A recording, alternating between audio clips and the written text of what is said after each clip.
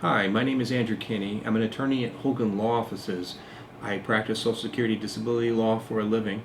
I want to talk to you today about autoimmune diseases and how Social Security looks at them.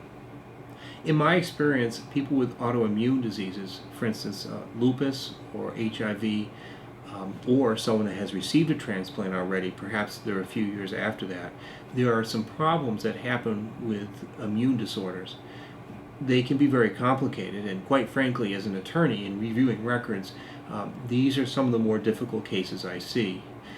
The usual pattern that I see is someone is starting to treat, feels tired, talks to a primary care doctor. They may be referred eventually to an endocrinologist or some specialist.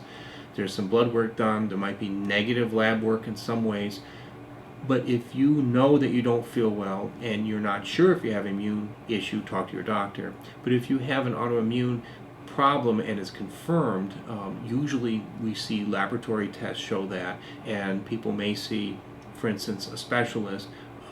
And in the particular kinds of problems that you can have with, again, lupus or HIV/AIDS, there are unique problems that you will suffer from, and there are chronic problems.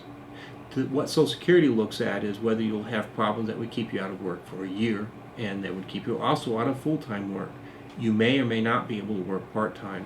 The trouble with autoimmune diseases is they may wax and wane, but for the most part, some of the symptoms you have, particularly fatigue, may not be easy to verify, but make sure you talk to your doctor about these symptoms. That's important. In fact, I tell my clients what's most important is getting better, working with your doctors.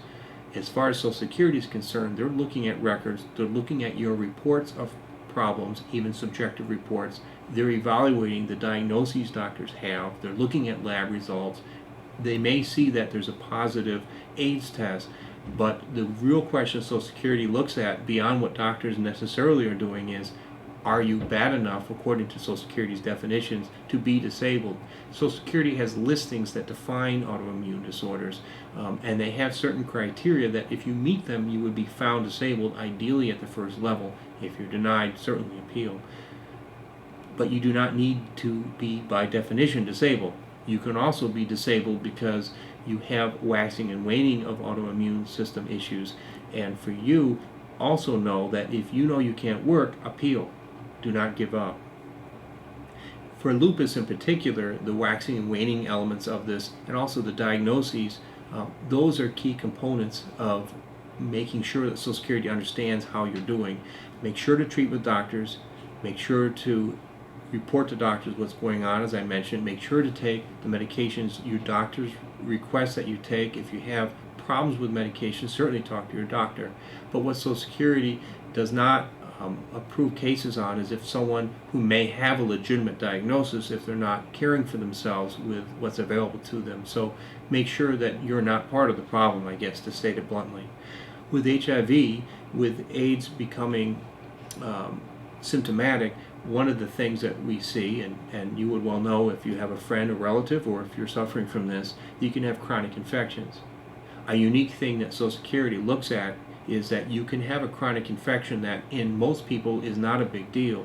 A sinus infection is something that's easily remediable by antibiotics, but as an attorney, when I argue these cases, a chronic sinusitis for someone with an immune deficiency, for instance with HIV, that's another problem that may by itself or other infections, those infections may be what's called that listing level. It may be bad enough to be approved.